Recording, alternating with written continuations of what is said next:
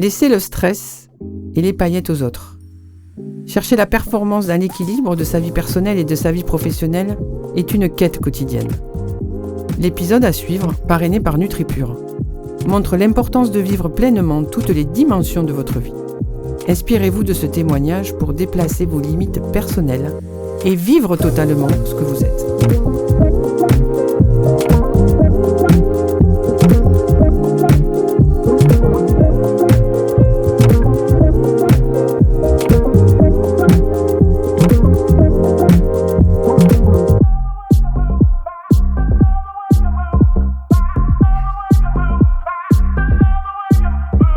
Salut Perrine. Salut. Comment vas-tu ? Très bien, merci. Merci beaucoup d'être là parce que je sais que ton agenda est quand même surchargé. C'est la course. Ouais, c'est la course, c'est le cas de dire. Tu connais un thème qui est quand même pour toi très commun qu'on va aborder dans notre interview toutes les deux, c'est la notion de perf. Mais avant tout, moi j'aimerais déjà rentrer dans la discussion et que tu me dises comment tu te présenterais toi aujourd'hui. Ma présentation tourne autour du sport, ça c'est sûr. Je pense que Perrine Lafont, championne olympique, c'est ce qui me définit parce que sur les 25 années que j'ai, et j'en ai passé 22, 23 sur les skis même. Et du coup, c'est ma marque de fabrique, je dirais. Mais je dirais aussi petit à petit que je commence à me trouver en dehors du ski, à trouver qui je suis à côté. Et ça se fait au fur et à mesure. Et c'est un travail qu'on a commencé à faire ensemble aussi, ouais. C'est vrai. Et si tu avais à dire ce que tu as trouvé de toi déjà à côté, un ou deux mots, tu dirais quoi en plus de championne olympique ?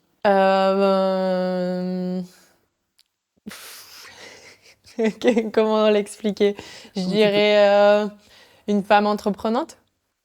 Bon résumé. Ouais, je dirais ça. C'est bien, c'est bien. Et ton sport, du coup, tu le présenterais comment ? Alors, mon sport, du coup, c'est un mélange de ski et saut, parce que donc il y a la manière dont on skie les petites bosses, et puis il y a la manière dont on saute aussi. Et c'est un bon compromis des deux, c'est un bon équilibre aussi, parce que j'aime beaucoup le ski, mais la partie saut rajoute une dimension artistique à tout ça. Et voilà, c'est du ski avec un côté un peu funky, avec des sauts à l'intérieur. C'est pour ça que tu as choisi cette partie du ski, parce que tu aurais pu faire sûrement autre chose. Ça fait partie de la variété, là, de la composante de ton choix. Exactement. En fait, j'ai aussi fait du ski alpin quand j'étais plus petite. J'ai aussi fait du ski, du slopestyle, donc que les sauts. Mais en fait, c'était vraiment la combinaison des deux qui me plaisait. Alors, championne olympique, on va dire, tout le monde va dire, elle est hyper performante. Évidemment, parce que le résultat, championne olympique, c'est difficile d'aller au-delà. Maintenant, moi, ce que j'aimerais savoir, c'est toi, par rapport à toi et tes critères d'exigence, est-ce que tu penses que tu es performante aujourd'hui dans ton sport, ou que tu l'as été, ou que tu peux l'être encore plus ? C'est sûr que si je fais un petit pas en arrière et que je me remets quand j'avais 12-13 ans, je rêvais d'avoir la carrière que j'ai eue. Je rêvais d'être championne olympique, championne du monde et de gagner des Coupes du Monde et des Globes. Donc c'est tout ce que j'ai eu, voire même en plus. Donc je pense que oui, en termes de résultats, j'ai été performante. Et ce qui me fait continuer le ski aussi, c'est que je pense que je peux encore évoluer et que je pense que je peux être encore performante. Et cette performance-là, en plus que de tout gagner, c'est quoi ?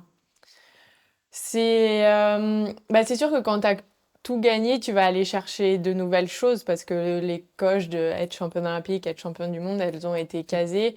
Mais il faut toujours trouver un petit peu cette flamme qui t'anime. Et moi, cette flamme, c'est d'être encore meilleure techniquement, je dirais, de faire des sauts qui n'ont jamais été faits, des runs qui n'ont jamais été faits, avoir un style de ski parfait. Et je pense aussi un petit peu le fait de battre des records, de faire quelque chose qui n'a jamais été fait dans mon sport, donc gagner plusieurs fois les championnats du monde comme je l'ai fait cet hiver, ou regagner les jeux, voilà.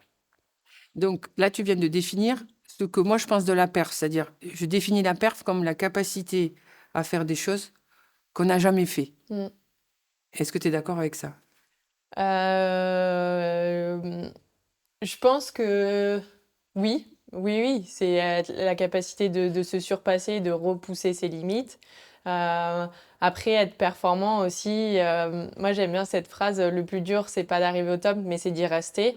Et pour la performance, c'est aussi de continuer à Mm. être performant parce que le tout, c'est pas d'être bon une fois, c'est de l'être plusieurs fois. Et ça reste dans l'ordre de la performance. Si je regagne les championnats du monde, bah, c'est quelque chose que j'ai déjà fait, mais ça restera quand même une performance parce que je l'ai refait à nouveau, quoi. Et peut-être aussi la manière dont tu le refais. Et la manière dont tu le refais reste une performance, je dirais. On est Puis il faut d'accord. s'en contenter aussi, parce que sinon c'est un cercle vicieux, ça s'arrête jamais. Sur quelle qualité, jusqu'à présent, jusqu'à aujourd'hui, tu t'es appuyé pour générer cette performance? C'est quoi tes qualités principales? Euh, Bah, je pense que ma qualité première est le fait que je sois une grande bourrue du travail, je dirais. Parce que, enfin, il y a pas de recette miracle. Si tu veux être bon, il faut énormément travailler. Je pense que j'ai une très grande capacité à encaisser les charges de travail dont tu as besoin pour réussir. Et je pense que après aussi ma capacité à tenir la pression, parce que j'ai jamais loupé de course parce que j'ai perdu mes moyens en compétition.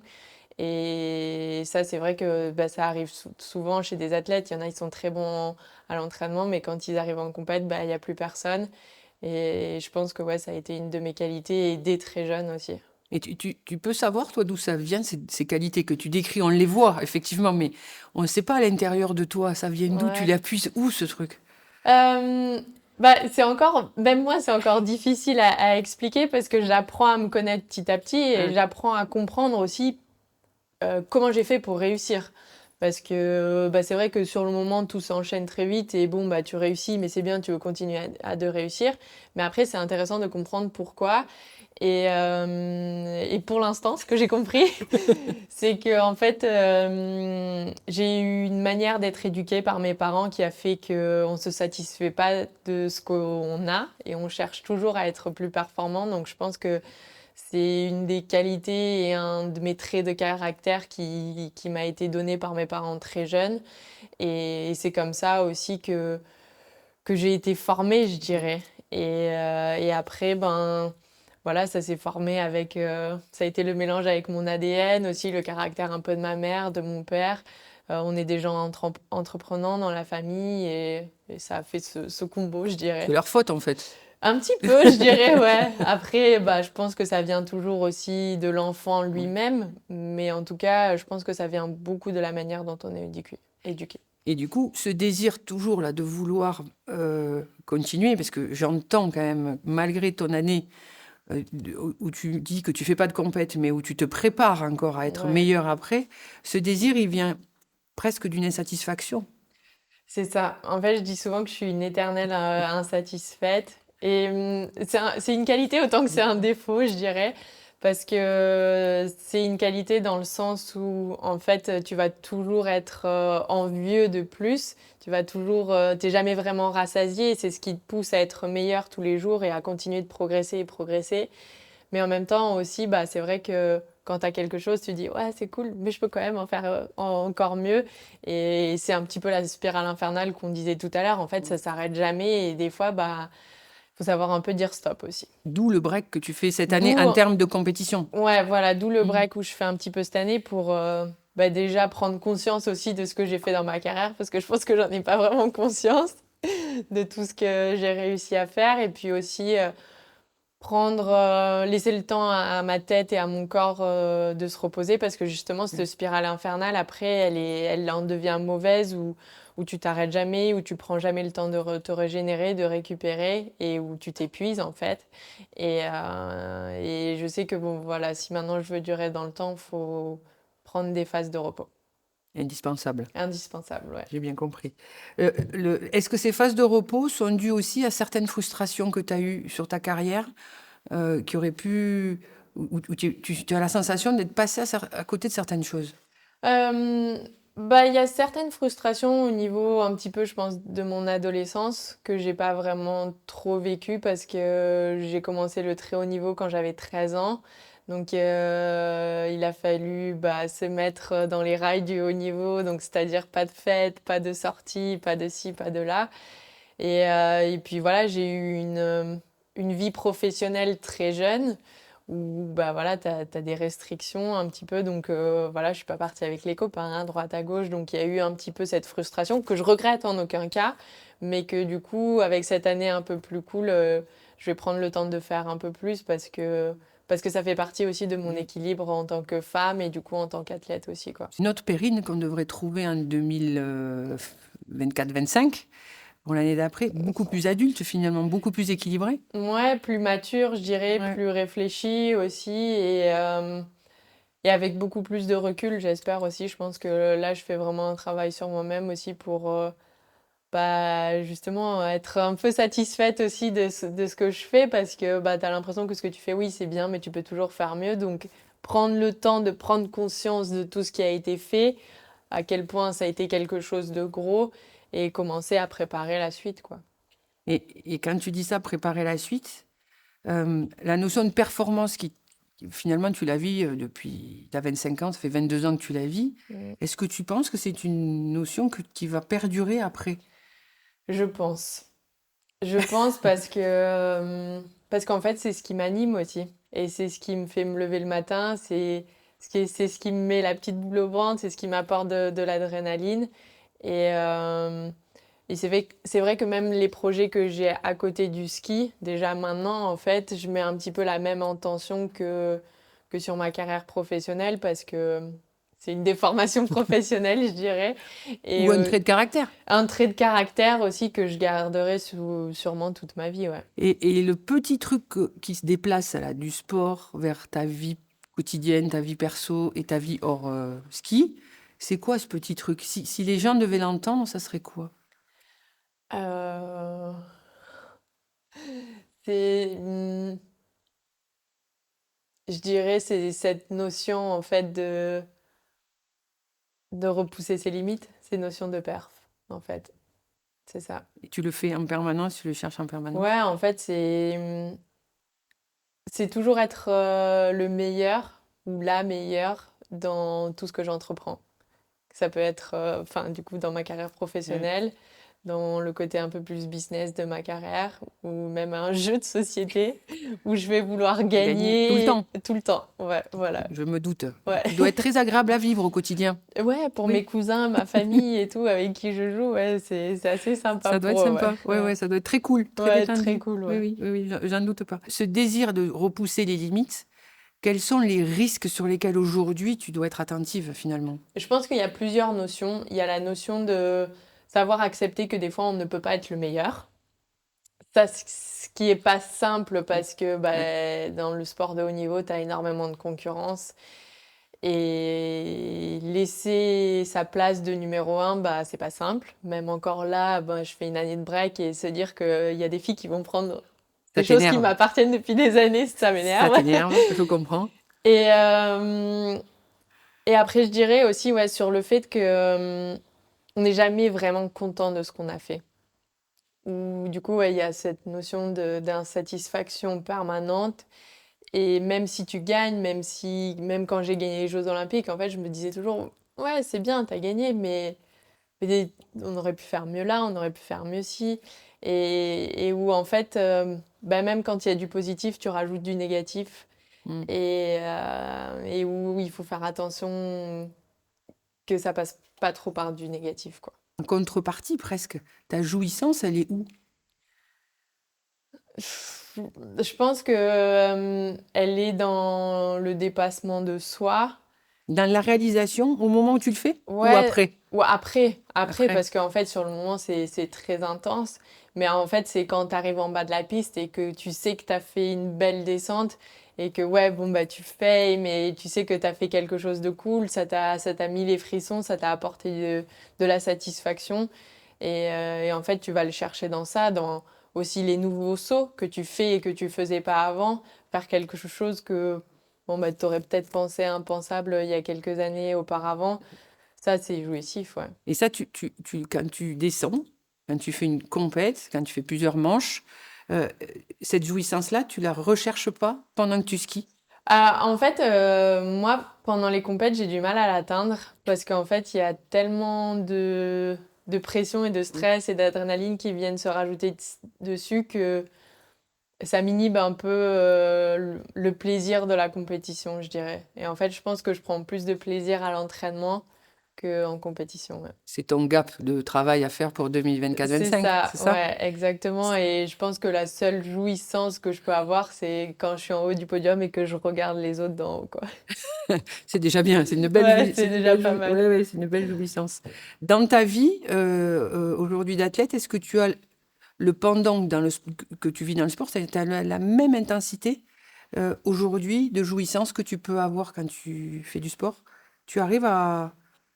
Entre quand je m'entraîne et quand je fais du sport pour moi. Oui, oui, oui, parce que en fait, même quand je fais du sport pour moi, c'est toujours en mode un petit peu perse et se dire, bon, allez, je vais aller plus vite que l'autre en vélo, je vais monter plus vite en escalade. Et du coup, ouais, ça m'apporte en fait le même plaisir. Et est-ce que tu vois une fin à ce fonctionnement? Parce qu'il est hyper intense quand même, Perrine, Pour ça. la tête, ouais, Ouais. il est Et très intense pour la tête. surtout parce que le corps, il va suivre à la hauteur de ce qu'il peut, mais ta tête, tu vas toujours la pousser. Ouais. Est-ce que tu vois une limite à ce fonctionnement? Est-ce que tu as une envie de changer quelque chose là-dessus? Ou finalement, tu dis, ben, on verra. Bah, alors, c'est là où je pense qu'il faut trouver un juste milieu parce que c'est ça, c'est cette manière de fonctionner qui me permet d'être très performante, à mon avis.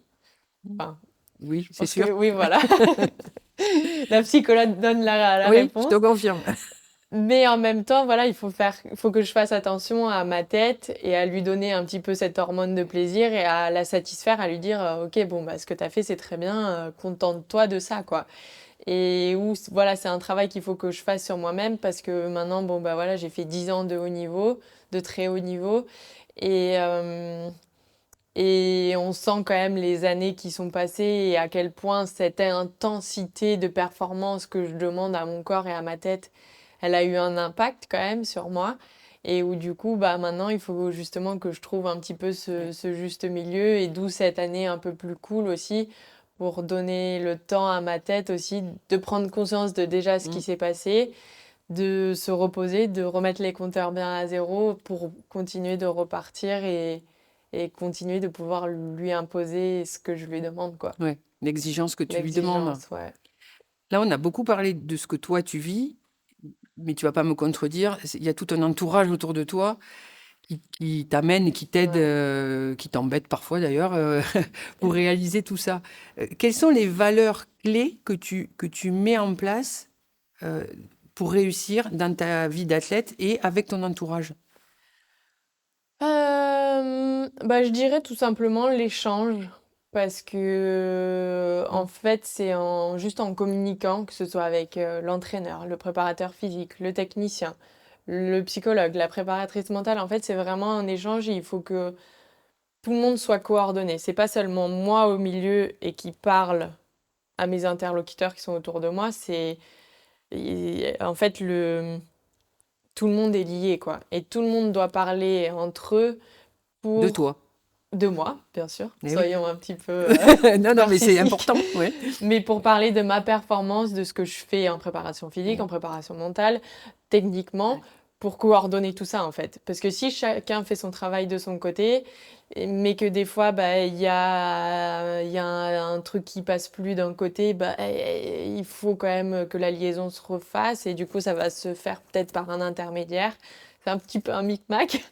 Mais oui, il faut qu'il y ait énormément de communication entre tout le monde. Parce que ça aussi, c'est une charge mentale de plus pour toi, de poser cette façon de fonctionner. Parce que tu es un chef d'entreprise à toi tout seul, en fait. Oui, c'est ça. Alors, c'est une charge mentale, mais en même temps, c'est d'une grande aide et Mm. j'en ai besoin aussi pour performer parce que toute seule, c'est clair que j'y arriverai pas. Mm. Enfin, soyons clairs, hein. Mm. Et où du coup, en fait, c'est sûr que c'est une petite charge parce qu'il faut choisir les bonnes personnes et que des fois, tu dis, bon, ben, ok, je prends lui, mais bon, est-ce que ça va marcher? Est-ce qu'il va m'amener là où je veux aller? Pour l'instant, j'ai fait toujours des bons choix, donc je m'en plains pas. Mais c'est sûr que voilà, je suis un chef d'orchestre et il faut toujours remettre un petit peu en question les gens qui s'entourent pour être sûr d'avoir toujours bah, la bonne symphonie, quoi. Alors, tu mets quelque chose qui me paraît très important dans ta réussite aussi, c'est la notion d'intuition. C'est ce que j'entends. Alors, peut-être je me trompe, tu vas me dire. Quand tu fais des choix, d'ailleurs, quand tu es sur tes skis ou quand tu choisis pour ton entourage, tu les fais comment tes choix? Alors c'est vrai que c'est pas facile parce que je vais toujours me remettre en question et me poser la question si c'est les bonnes personnes. Mais en fait, je fais confiance au destin. Et à certains moments de ma carrière et de ma vie, j'ai eu la chance de tomber sur des personnes. Alors allez savoir comment ça a pu se goupiller à chaque fois. Mais c'est les personnes en fait qui se sont trouvées là à l'instant T où j'en avais besoin en plus. Et je me suis dit, ben, s'ils sont là, si je les ai rencontrés à ce moment-là, c'est pas pour rien. Et j'ai fait le choix de travailler avec eux et pour l'instant, ben, je regrette rien. Et c'est pas parce que plutôt toi, tu les as vus, que tu les voyais pas avant. Est-ce que ce destin-là, c'est quand même toi le déclencheur? J'ai l'impression qu'il y a deux personnalités, c'est-à-dire que tu nous montres là Ouais. aujourd'hui, c'est celle qui sait exactement où elle va, pourquoi est-ce qu'elle recherche. Puis il y a un côté très j'ai de la chance, j'ai rencontré du monde où les gens sont au bon endroit, où Oui. presque j'ai gagné parce que il fallait que je gagne, quoi. Mhm. Et est-ce que finalement tu veux pas assumer la totalité de qui tu es, quoi? Ah, je peux aussi, si tu veux. Tu veux me faire gonfler encore plus le boulard? Non, je veux juste que tu dises vraiment, ou que tu prennes conscience de ça, finalement. Bah, peut-être aussi. C'est sûr que c'est vrai que peut-être c'est moi à cet instant T où je me suis un peu plus ouvert à la discussion et où du coup de fil en aiguille ça a fait que j'ai fini par travailler avec cette personne-là, mais pour toi, pour par exemple notre collaboration, enfin c'est un truc tout bête, c'est une soirée de représentation où je discute avec quelqu'un qui me dit ah t'as qui comme préparatrice mentale, bah j'en avais pas trop sur le moment. Et il me parle de toi, je t'envoie un message sur LinkedIn et puis c'est parti comme ça, tu vois. Oui, Enfin, je me dis, enfin, le destin fait bien les choses quand même. sûrement, mais tu as déclenché quelque chose. Oui, Ça veut dire que il y avait une attente. Il fait que mon discours, tu l'as appris aussi. oui. Tu aurais pu le rejeter complètement. Donc, ce que j'essaie de te renvoyer, et je suis bien placée pour le savoir, c'est ton état de conscience de toi. On dirait que tu le prends à 80%, mais il y a 20% que tu veux pas prendre. Et comme si tu C'est dur voulais... de tout assumer. Voilà. Pour quelle raison c'est difficile? Euh, Bah, c'est sûr que ça fait beaucoup. Ouais. Enfin, je reste jeune dans le milieu, il y a beaucoup de choses à assumer et je pense que c'est peut-être que je veux pas encore tout assumer. Oui, Je ça sais pas explique. si j'ai les épaules encore assez larges pour tout ça, quoi. Quelques années de plus, de Ouais, c'est victoire. ça, ouais. Ça va Déjà les 25, ça s'est un peu élargi. t'en manque une dizaine à peu Ouais. près. Qu'est-ce que cette performance sur les skis et ton statut a changé dans ta vie de femme? Ouais, bah tout, hein. On va pas se mentir, hein. C'est Ouais. sûr que, enfin voilà, j'ai pas eu une adolescence normale, j'ai pas eu un début de vie de femme normale. Et enfin, c'est tout. Je suis devenue une femme, enfin, une chef d'entreprise Oui. très tôt, enfin, limite Oui. quand j'avais 15 16 ans. Et ouais, ça a changé tout mon quotidien, ça a changé mes relations avec ma famille, mon entourage, mes proches, enfin tout quoi. Ouais. Une autre vie C'est une qu'une... autre vie, ouais, c'est une vie pas commune quoi, mais c'est la vie d'athlète de haut niveau quoi. Quand tu te projettes dans toute cette vie très riche et de femme d'entreprise, les difficultés que tu vois arriver, est-ce que tu te les projettes là, les prochaines, ou tu restes dans l'instant présent et tu vis le truc à fond? Quand j'arrêterai le ski, tu veux dire? Même maintenant. Non, je pense que je me projette toujours un peu en fait et j'essaye de, même des fois trop, je dirais, ou bah là je fais une pause, mais je me dis mince, comment ça va être déjà quand je reprendrai l'année d'après. Et oui, tu penses toujours un petit peu au futur. Ouais. Oui, parce que je vois que tu décroches pas vraiment dans ta pause. Bah j'ai décroché cet été beaucoup, mais après c'est vrai que bah, le sport m'a manqué, donc vite je suis retournée au sport. Et là le ski recommence à me manquer, donc bah, j'ai envie de retourner faire du ski aussi, mais je pense que je vais le faire différemment aussi. Et même là le sport je le fais différemment aussi, et c'est un processus déjà de changement. dans ce que tu viens de dire, ce que j'entends, c'est que, tu sais, le désir vient de ce dont on manque. Ouais. La question, est-ce que tu te crées pas un manque cette année Mm. qui fait que derrière, ça te donne l'essence nécessaire pour repartir? Exactement. Et c'est quelque chose que je cultive depuis des années, en fait, dans mes préparations, où en fait, dès que la saison de ski elle est finie, j'aime couper complètement. Mais vraiment avec le sport, avec l'entraînement, je mange n'importe quoi, je me couche tard, je fais la fête. Pour après, en fait, détester ce quotidien de je me couche tard, je mange mal, je fais la fête. Et se dire de oh non, mais ma petite vie, en fait, où je mange mes petits légumes, mon petit steak, et où je me lève tranquille le matin toute fraîche pour aller à l'entraînement et me faire mal au corps, je l'aime trop. Et du coup, quand je reprends cette vie-là, je suis trop contente et je suis encore plus performante parce que j'ai encore plus d'envie. Et là, c'est exactement ce que je veux faire là. En fait, j'ai repris l'entraînement quand j'en avais envie. Alors certes, ça m'a pris 6 mois, alors que normalement, ça m'en prend un. Oui. Ça a été plus long. Mais là, ça va être pareil pour le ski aussi. Là, ça fait 8 mois que j'ai pas skié et je recommence à avoir le manque. Donc là, je vais rattaquer à skier. Et je pense que quand j'aurai le manque de la compétition, je reprendrai la compétition aussi. Ouais. Dans l'année? Non. Ah non, Non, quand même pas. puis même si j'ai le manque dans l'année, je pense que je ferais bien, bien perdurer, Un ouais. gros manque pour Ouais, la fin de un l'année. gros manque, On est ouais. d'accord. La performance que tu fais là depuis 25 ans, comment tu la qualifierais? Si tu devais la transmettre à des jeunes, tu dirais quoi? Euh, Exceptionnel. Oui. Pourquoi pas? Non, mais je sais pas, enfin, je dirais qu'elle est intéressante en fait, Pourquoi? parce que j'ai gagné très jeune. Et j'ai gagné très jeune et j'ai réussi à continuer de gagner en fait. Et c'est vrai que elle est intéressante dans le sens où, bon, bah, des fois, tu arrives à gagner une fois. Ça arrive, un petit jeune qui sort de nulle part, il gagne comme ça, et puis après, il repart et on n'en entend plus parler. Et là, en fait, ben, ma construction de vie, elle est intéressante, comme je te disais tout à l'heure, dans la manière Mm. où on commençait à m'éduquer et comment mes parents m'ont éduquée, en fait. Et comment ça m'a amené à avoir cette carrière et à être aussi performante, en fait. Donc, pour être performant, il y a l'histoire de vie et la manière dont elle est construite va faire que ça peut aider énormément à réussir Moi, je une crois en perf. ça. Ouais. Je crois en ça. Et pour avoir vu la méthode Williams, pour avoir vu le documentaire sur Beckham, pour avoir lu de nombreux livres d'athlètes de haut niveau, enfin, mine de rien, la recette, c'est on t'y met très jeune, tu as une certaine éducation, un certain rythme, une certaine rigueur aussi. Et c'est ce qui fait de nous, après, ces athlètes très performants, quoi. Est-ce que tu te sens unique? Bah, je pense que chaque athlète est unique, ouais, bien sûr. Chaque athlète est unique, chaque athlète a sa manière de perfer, de fonctionner et chacun a sa propre carrière aussi.